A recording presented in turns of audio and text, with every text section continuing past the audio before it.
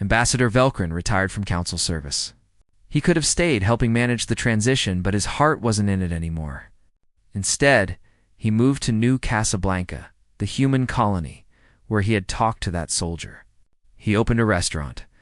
It was a small place, serving food from 40 different worlds. Threen grilled meats next to human pasta, next to Kyrene spice dishes. The menu was chaos by any reasonable standard, but customers loved it. Species that had never shared a table at formal council dinners now sat together in his restaurant. Laughing and arguing and making deals, Velkrin worked the kitchen most nights, cooking and watching. Humans and aliens negotiated trade agreements over appetizers. Scientists from 4 species planned joint research over dinner. A Volcar captain taught a human pilot a drinking song in exchange for navigation shortcuts. No treaties, no protocols, just people connecting. One night, a young Kyrene diplomat found Velkrin in the kitchen. She was newly assigned to Earth and full of questions. Ambassador Velkrin, I studied your first contact reports at the Academy. Can I ask you something? I'm not an ambassador anymore, Velkrin said, stirring a pot of soup. But yes, did humanity destroy the Council? Velkrin thought about it. The question assumed destruction was bad, that the Council's end was a tragedy. Maybe it was, for people like him who had dedicated their lives to building it. But for the galaxy? No, he said finally. Humanity showed us we didn't need the Council anymore. That's not destruction. That's evolution. We built something that served its purpose, and now the galaxy is ready for something else. Do you regret it? Everything you worked for, gone. Velkrin looked out at his restaurant. A human child was teaching a Teethan elder how to use chopsticks. 2 pre-traders were arguing good-naturedly with a Volcar merchant about shipping rates. A group of mixed-species scientists were drawing diagrams on napkins, too excited about their ideas to wait for proper equipment. This was civilization 2. Not organized, not controlled, not uniform. Just people from different worlds choosing to connect, to cooperate, to build things together. No one forced them. No bureaucracy mandated it. They did it because it made their lives better. I thought civilization required structure, Velkrin said quietly. I thought someone needed to be in charge, making sure everything worked correctly. But maybe civilization is just what happens when you let people be free and trust them to figure things out. The young diplomat looked thoughtful. That sounds very human. Velkrin laughed. Yes, it does. They taught me that. Took 200 years of diplomacy before I met a species that taught me diplomacy might be optional. Turns out the most powerful thing you can do sometimes is just let go. Diplomat left eventually, still confused, but thinking. Velkrin returned to his cooking. Outside his restaurant window, New Casablanca hummed with life. Human and alien ships came and went from the port. Trade happened. Science happened. Culture happened. All without anyone's permission or oversight. The Galactic Council still existed, serving the species that wanted its structure, but it was no longer the center of civilization. There was no center anymore. Just thousands of connections, millions of relationships, billions of beings making their own choices. Humanity had refused all diplomacy with the Council, and in doing so, had taught the galaxy what diplomacy really meant. Not treaties and protocols and formal structures, but simple human connection. Trust built through action. Cooperation born from mutual benefit. Friendship formed through shared struggle. Velkrin served his soup and smiled. He had spent 2 centuries bringing species together through careful diplomacy.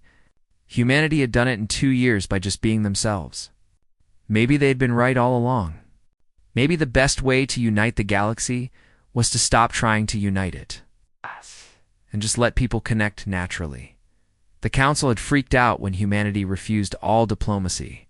They thought it was rejection, chaos, the end of civilization. Velkrin understood now. It wasn't the end of anything. It was just the beginning of something new. Something messier and freer and ultimately more human, and maybe. He thought as he watched his restaurant full of different species sharing a meal together. Maybe that was exactly what the galaxy needed. Had been doing this job for 200 years? He had made first contact with 43 different species across the galaxy. Some were friendly, some were hostile, and some were just confused. But every single one of them had responded. Every single one had at least acknowledged that the Galactic Council existed. Until now, the signals from Earth had been clear for months. Humanity had finally cracked faster-than-light communication. They were officially ready for contact. Velcrin assembled his team with genuine excitement. A new species was always fascinating, and humans looked particularly interesting. They had art, music, thousands of languages, and a bizarre tendency to keep small predators in their homes as companions. The Council broadcast welcome messages in 17. They offered everything a new species could want: trade agreements, technology sharing, cultural exchanges, and a seat at the table where galactic civilization made its decisions. It was a generous offer. Most species spent decades begging for what humanity was being handed freely. The response from Earth was nothing. Not a single word. Not even a rejection? Velcrin checked the equipment 3 times. The messages were definitely reaching Earth. Human satellites were picking them up. The signals were being routed to human governments. But there was no reply. It was like screaming into a void that could definitely hear you, but chose not to answer. Maybe they don't understand, suggested Thal, the Council's intelligence officer. He was a Kyrene, a species with 4 eyes and a talent for reading patterns. Their technology might not be compatible with our formats. Velcrin shook his head. We used 17 formats. Mathematical sequences, binary, even pictographs. At least one should work. He drummed his fingers on the console. Let's try direct contact. We'll send ships. 3 vessels left Council headquarters 2 weeks later. They carried diplomats from 12 different species, all experts in first contact protocols. The ships were beautiful, gleaming white, with the Council's symbol prominent on every surface. They broadcast peaceful intentions on every frequency humanity could possibly receive. The journey to Earth's solar system took 30 days. Velcrin spent most of that time reviewing everything the Council knew about humanity. They were violent, but also compassionate. Tribal, but also cooperative. They had nearly destroyed themselves a dozen times, but always pulled back at the last moment. They were contradictions wrapped in mysteries, and Velcrin couldn't wait to meet them.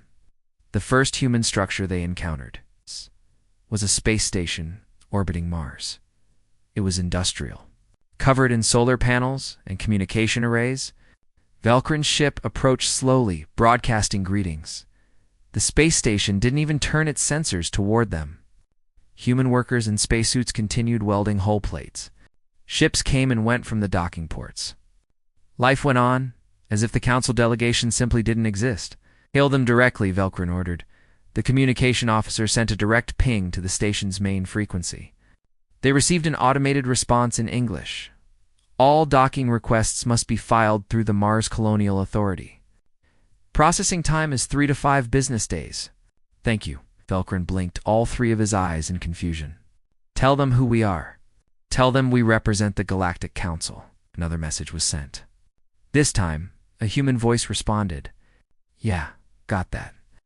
Like I said, file through the Colonial Authority. We're pretty busy here. The line went dead. Thal looked at Velcrin with an expression that might have been amusement or horror. Did that human just put us on hold? They tried other human installations. Every response was similar. Polite but distant, busy, uninterested.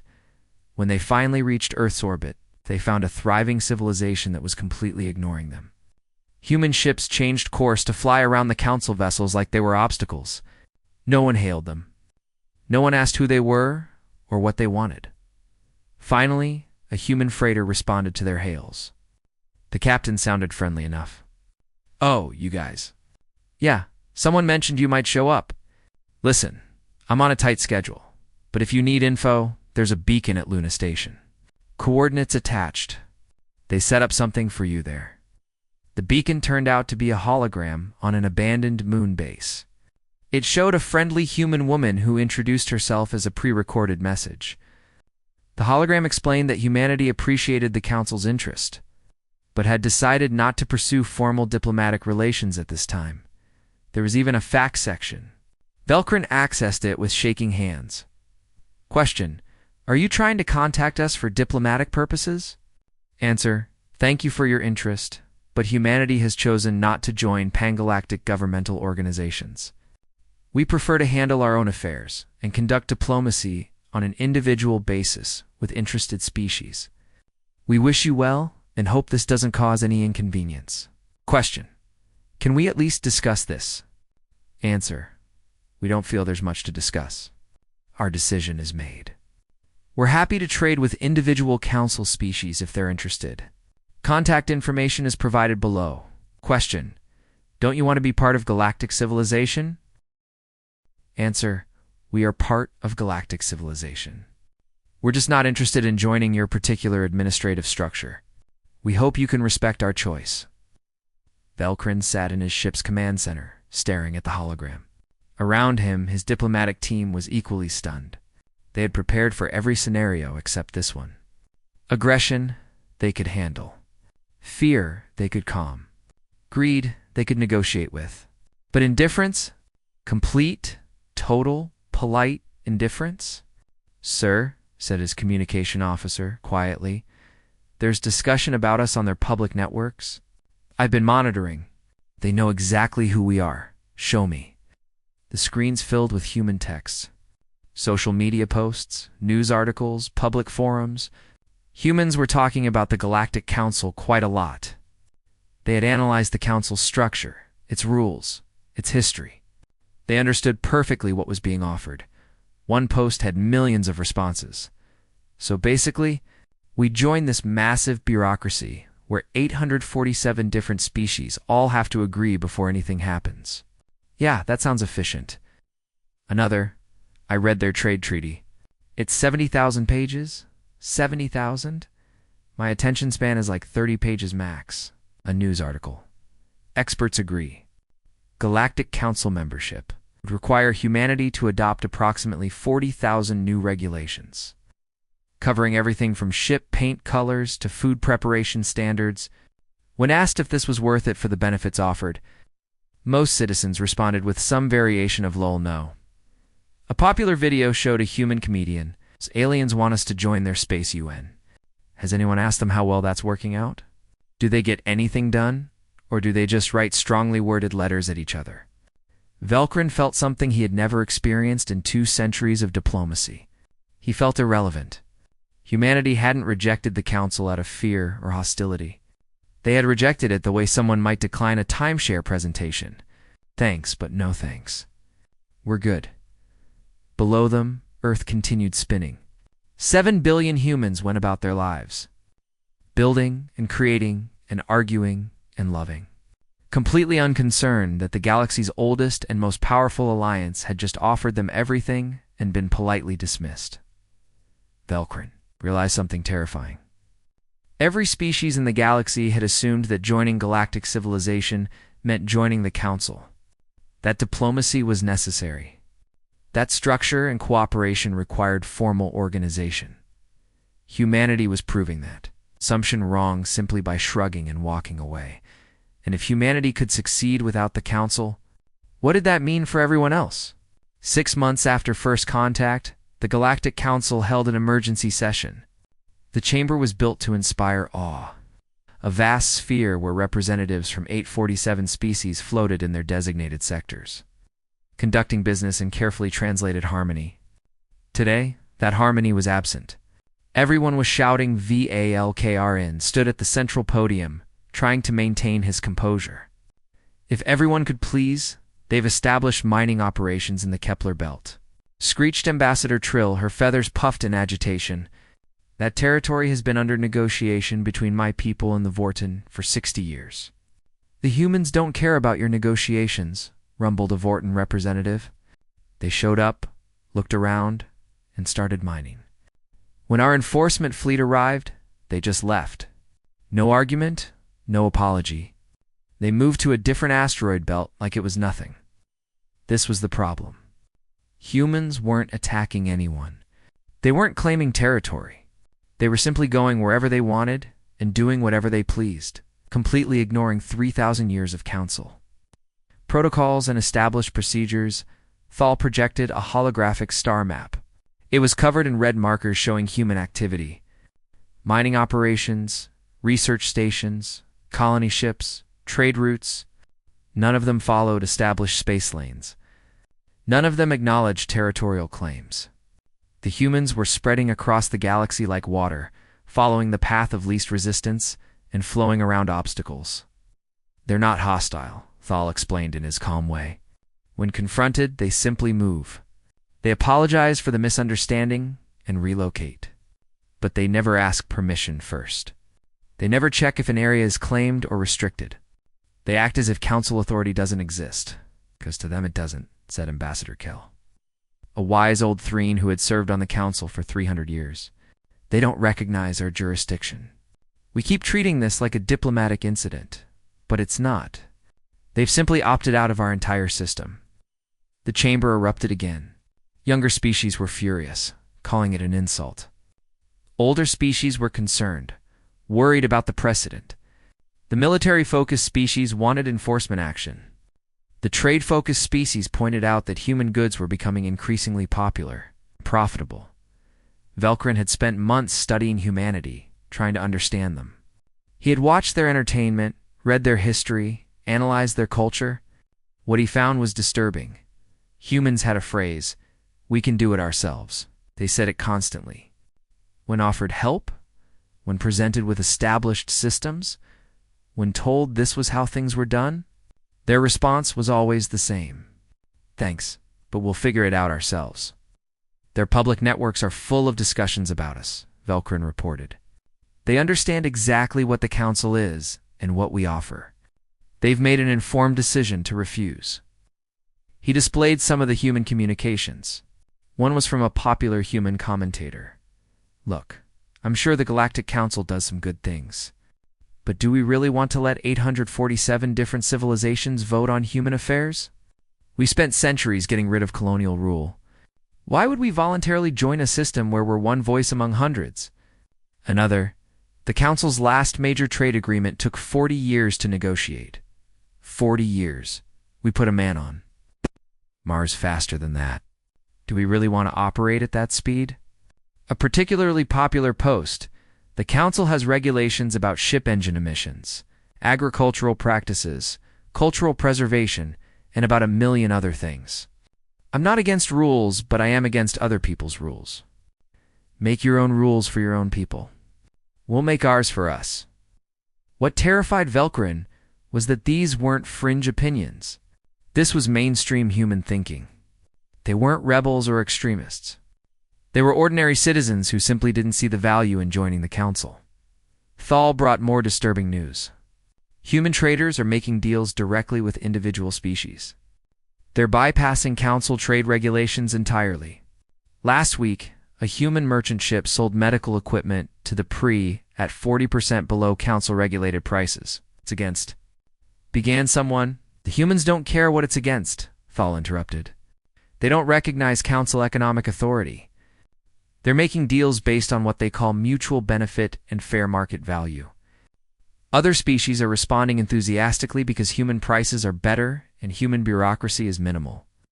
The council had always operated on one fundamental assumption. Everyone wanted to be part of it.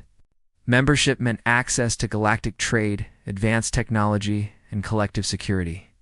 The cost was accepting council authority and following council rules. Every species had made that trade-off. Humans looked at the deal and said no. They were accessing galactic trade anyway by dealing directly with species. They were developing their own technology and sharing it freely. As for security, they seemed to think their own military was sufficient. "They're sharing technology on open networks," reported the council's technology officer. "Medical advances, agricultural techniques, engineering solutions, just publishing it freely for anyone to access. They're destroying centuries of carefully managed technology distribution protocols." Ambassador Kell laughed, a deep rumbling sound. "Of course they are. Humans don't think technology should be controlled. They think it should be free. It's in their nature." "This is chaos," shouted someone. "No," Kell corrected. "This is an alternative. and that's what terrifies you. The Council has always been the only path to galactic civilization. Humans are proving there's another way. Velcrin thought about the human colonies he had observed. They were rough, chaotic places compared to proper Council worlds. But they were also vibrant and creative. Humans built things fast and weren't afraid to fail. If something didn't work, they tried something else. They didn't spend years in committees debating the perfect approach, and other species were noticing. 3 species had sent quiet inquiries about reducing their Council participation levels, not leaving entirely, but stepping back, becoming observers rather than full members. The reason was always the same. They wanted more freedom to make their own decisions, like humans did. The Council tried appeasement. They offered humanity special status, reduced obligations, faster decision-making processes. The human response was always the same. Thank you for the offer, but we're happy with our current arrangement. Humans didn't have an arrangement. That was the point. They just did things and dealt with problems as they arose. No treaties, no protocols, no formal structure, just people making decisions and accepting consequences. Velcrin returned to his quarters that night, exhausted. He had dedicated his life to building bridges between species, to creating a unified galactic civilization. Humanity was teaching him a hard lesson. Maybe unity didn't require uniformity. Maybe civilization didn't need centralized control. But if that was true, what had he been building for 200 years? What was the Council for, if not to organize and control and direct? The questions kept him awake, staring at the stars, wondering if everything he believed was wrong outside his window. A human cargo ship passed by, heading somewhere without asking permission, carrying goods to trade without checking regulations, crewed by people who didn't care about the Galactic Council's opinion. And Velcrin realized they were going to be fine. Humanity would thrive with or without the Council's blessing. The real question was whether the Council could survive without humanity's acknowledgement. The Galactic Council's diplomatic offensive began with great fanfare. The Chamber approved the largest first contact initiative in Council history. Humanity would be offered everything: advanced technology, guaranteed territory spanning 20 star systems, 3 permanent seats on the Council with full veto power, exclusive trade deals worth trillions of credits, cultural preservation agreements, military protection, and scientific collaboration with the galaxy's greatest minds. No species in history had been offered so much. Velcrin led the delegation personally, bringing the Council's most charismatic ambassadors in most generous terms. They approached Earth with confidence. Surely humanity would see reason. Surely they would understand what they were turning down. The meeting was held in Brussels, in a modest government building that seemed almost insulting for such an important occasion. Velcrin had expected grand chambers, dramatic presentations, historic moments. Instead, he got a small conference room and a tired-looking human named Administrator Chen, who offered him coffee from a machine. Velcrin presented the offer over 3 hours. He used every diplomatic technique he had learned over 2 centuries. He emphasized the benefits, downplayed the obligations, and painted a glorious picture of humanity's place in galactic civilization. He was passionate, eloquent, and completely wasting his time. Chen listened politely, took notes, and said, "Thank you, Ambassador. We'll review the proposal and provide a formal response within 30 days. The formal response, when it came, was 3 paragraphs long. It thanked the Council for their generous offer, acknowledged the many benefits of membership, and politely declined. The reason given was simple. Humanity prefers to maintain its independence and conduct diplomacy on a bilateral basis with individual species. The attached FAC was longer and infinitely more frustrating. It explained that humans found Council regulations excessive and often unnecessary. Noted that Council decision-making was incompatible with human expectations of speed and efficiency. Suggested that Council membership would require humanity to surrender too much sovereignty for too little practical benefit. There was even a section titled, "But what about galactic unity?" The answer was 2 words. What about it? Velcrin wanted to throw his tablet across the room. How could they be so blind? The Council had brought peace to the galaxy. It had prevented wars, shared knowledge, and lifted hundreds of species to prosperity. Didn't humanity see the value in that? The Council tried a new approach. They would make humanity need them. If humanity wanted to operate independently, fine. But they would discover that galactic civilization required Council participation whether they liked it or not. The Council approached 3 species near human space: the Pre, the Volcar, and the Tethene.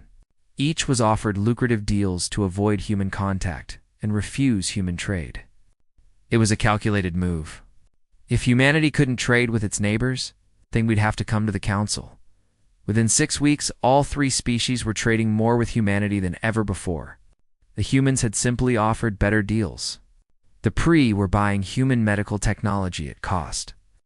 The Volcar were selling their rare minerals directly to human manufacturers, cutting out Council middlemen and doubling their profits. The Tethene had established a joint research station with human scientists. When confronted, the Pre representative was unapologetic.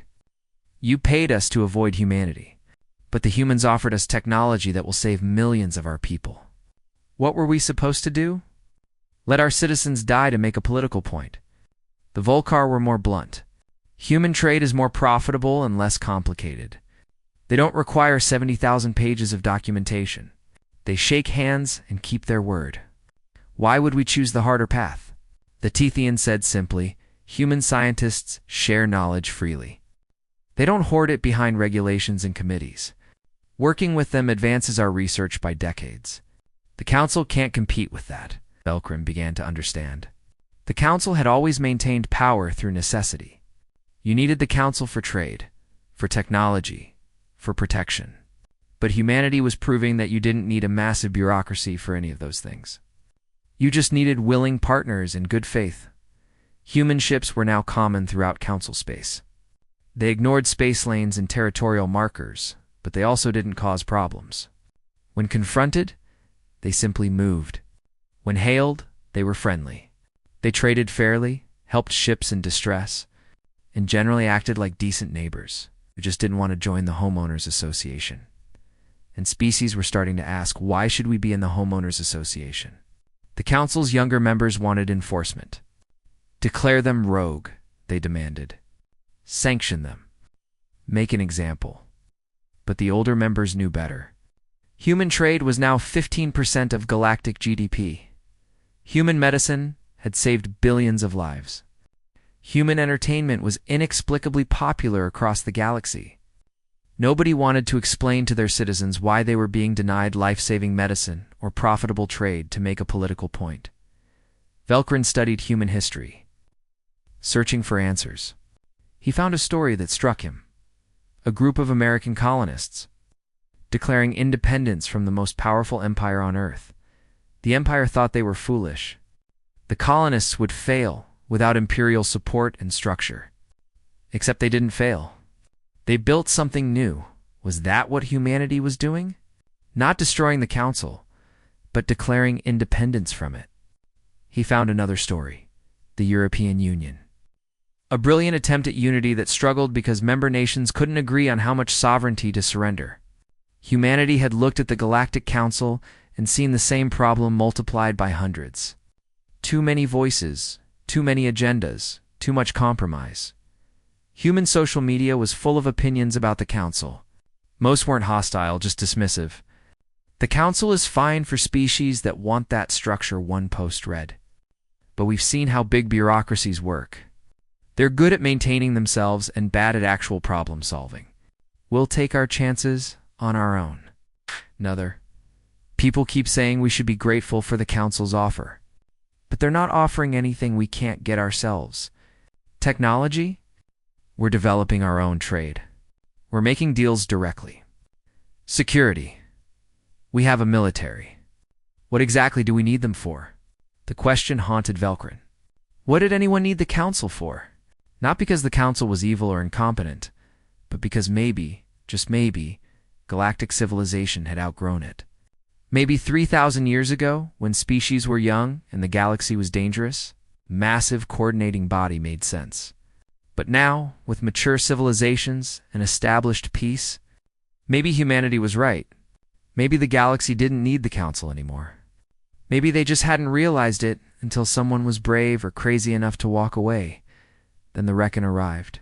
Everything changed. The emergency alert reached Velkrin at midnight. A massive fleet of unknown ships had entered the galaxy from dark space. They were attacking outer rim colonies. Early reports were catastrophic. VLKRN allowed himself a moment of terrible hope. This was it. This was when humanity would understand. When the galaxy faced extinction, they would need the Council's collective defense protocol. They would need unified command, coordinated fleets, the combined strength of 847 species working as one. Finally, humanity would come to the Council. Finally, they would understand why galactic civilization needed structure and authority. He had never been more wrong in his life. The Reckon swarm came from the darkness between galaxies, a nightmare made real. They consumed everything: ships, stations, entire colonies. The outer rim burned. 3 species were evacuating their homeworlds. The Council received distress calls from a dozen systems simultaneously, all begging for help. The Council activated the collective defense protocol for the first time in its 3,000-year history. It was supposed to be their greatest achievement, a military alliance spanning 847 species, capable of responding to any threat with overwhelming force. Every member species had signed the treaty. Every military had practiced the procedures. The first meeting to coordinate the defense took 6 days. Every species wanted input. The Tethene military doctrine emphasized defensive positions. The Volcar preferred aggressive strikes. The Pre wanted to evacuate civilians first.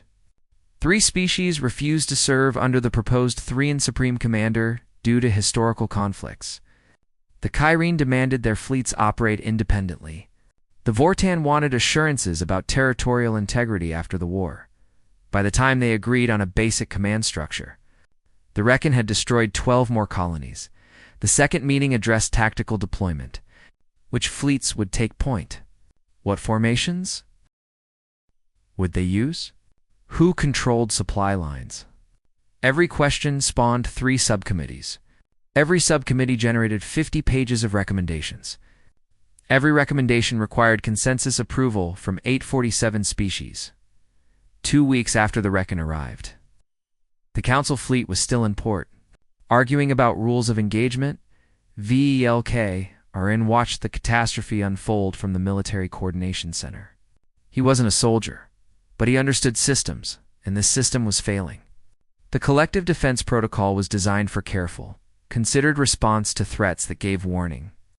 The Reckon gave no warning. They just attacked. Overwhelming defenses through speed and violence. The Council needed to make decisions at the speed of battle. But the Council had never made a decision, quickly in its entire existence. Then reports started coming in from the front lines. Something unexpected was happening. The Reckon were being engaged. Ships were fighting back, but not Council ships. Human ships. Velkrin pulled up the tactical feeds and stared in disbelief. 3 human battle groups had intercepted the Reckon at the Velar system. They weren't following any Council protocol. They weren't coordinating with anyone. They had just shown up and started fighting. Human ships were primitive by Council standards. Slower engines, weaker shields, less firepower. The tactical computers predicted they would be massacred.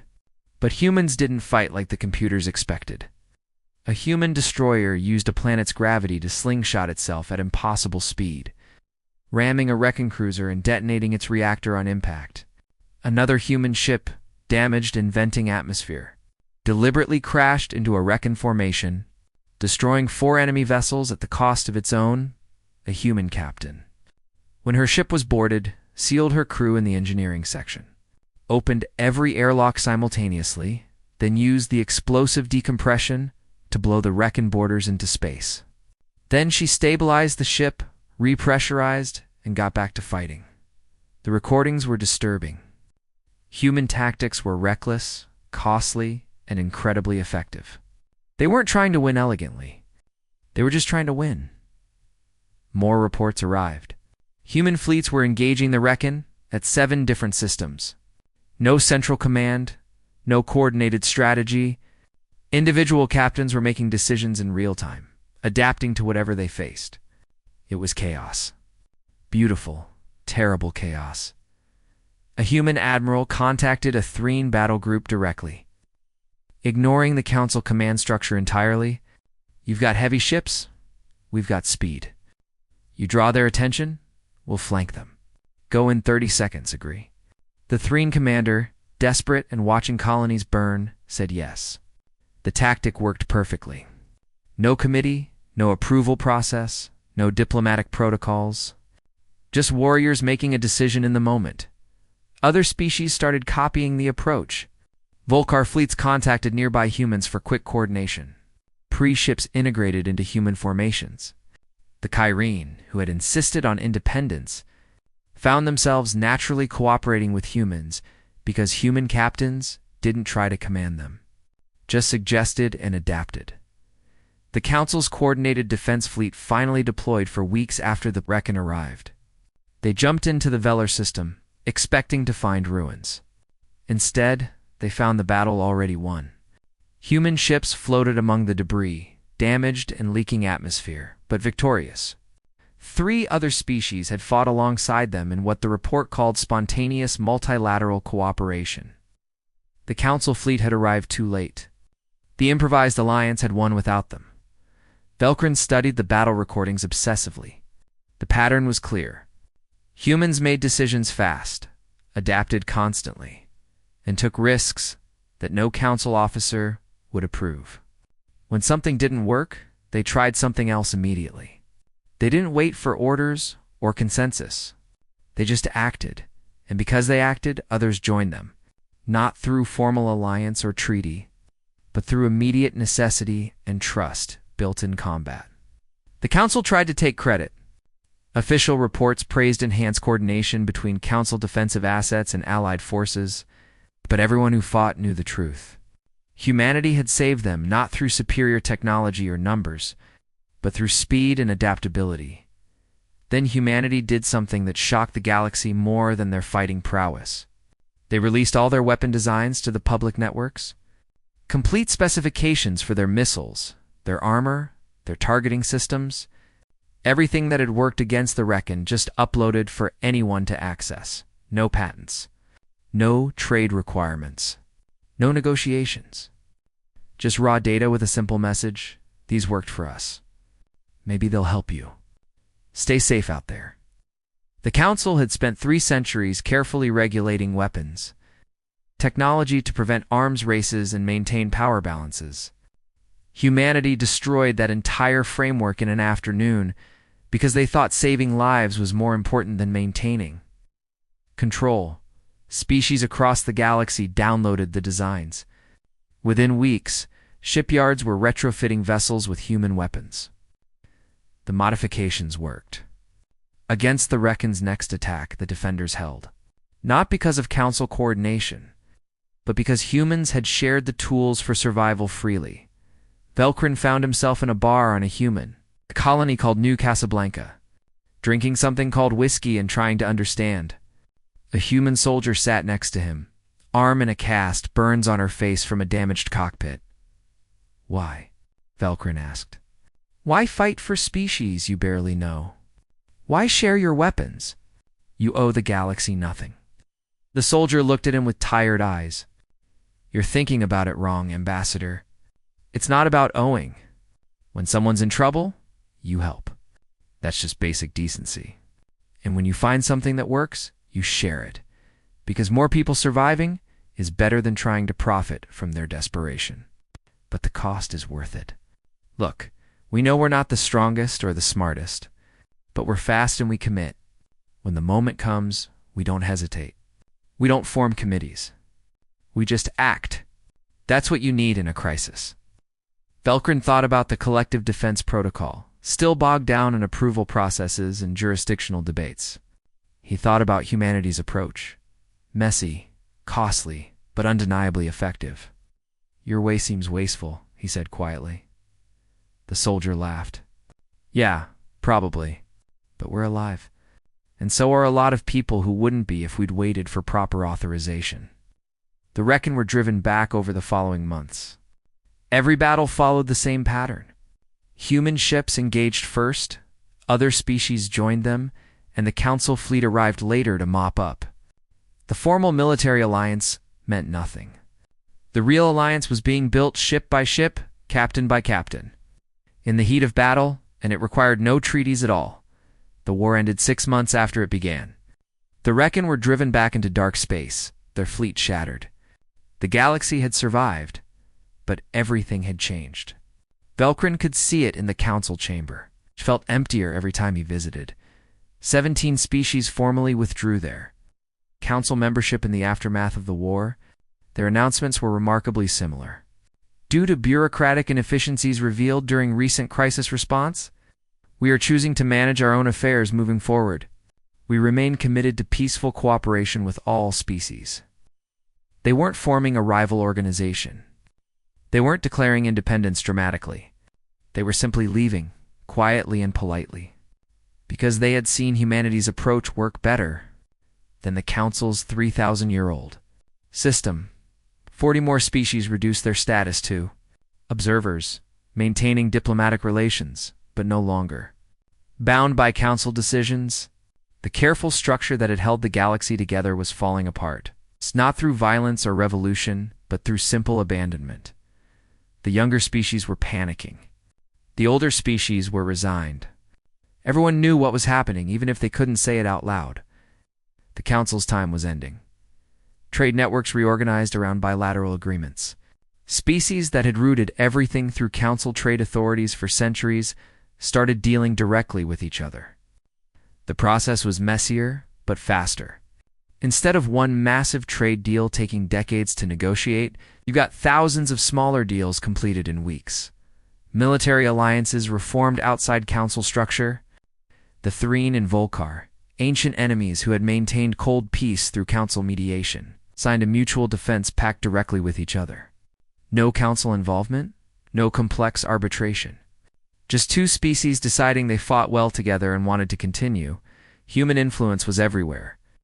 Not through conquest or coercion, but through example.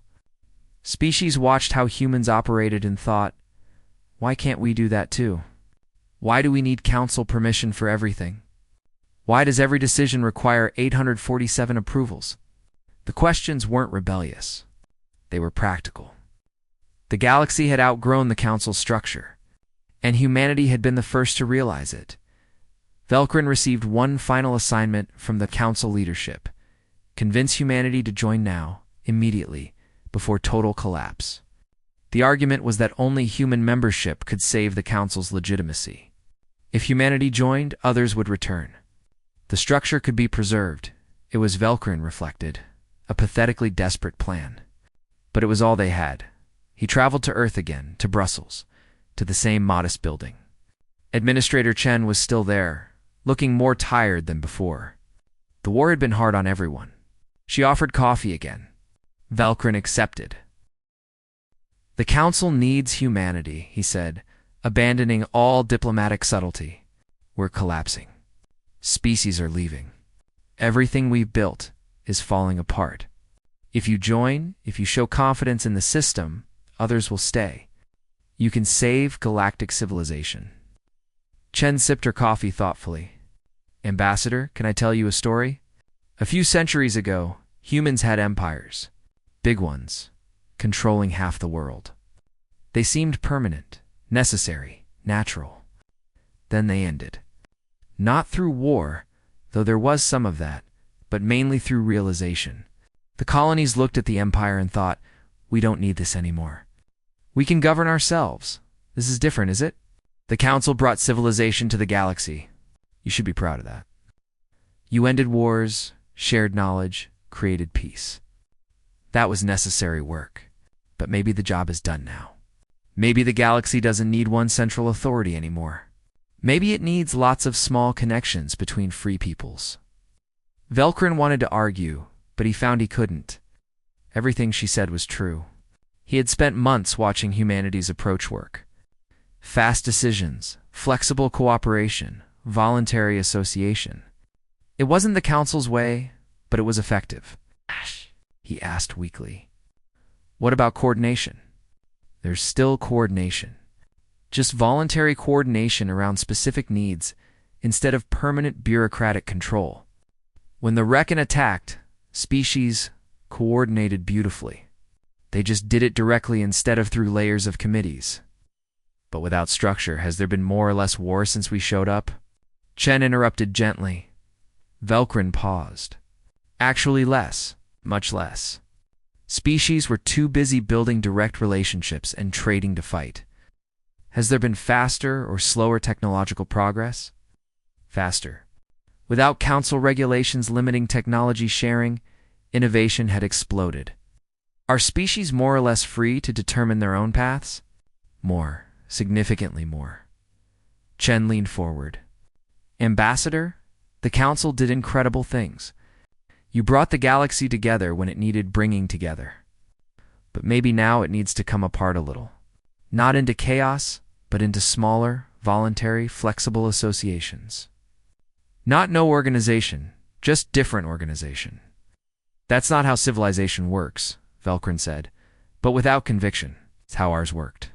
Lots of nations, lots of competition, lots of disagreement. Sometimes war? Yes. But also innovation, freedom, and eventually cooperation when it mattered. We're not trying to destroy the council. We're just trying to give everyone the option we took, the option to choose. Velkrin returned to council headquarters and wrote his final report. He recommended the council transition to a voluntary coordination body for species that wanted structure. While respecting alternative approaches, the vote took 14 months, which was actually fast by council standards. It passed. The Galactic Council didn't end. It transformed. About 300 species maintained full membership, preferring the structure and security the council provided. 200 more kept observer status, participating when useful, but maintaining independence. The rest, including humanity, operated through networks of bilateral agreements and flexible cooperation. There were problems. Some species struggled with the new freedom. Some made bad decisions without council guidance. Some conflicts emerged without central authority to mediate. But overall, the galaxy didn't collapse into chaos. It just became more diverse, more dynamic, and more free.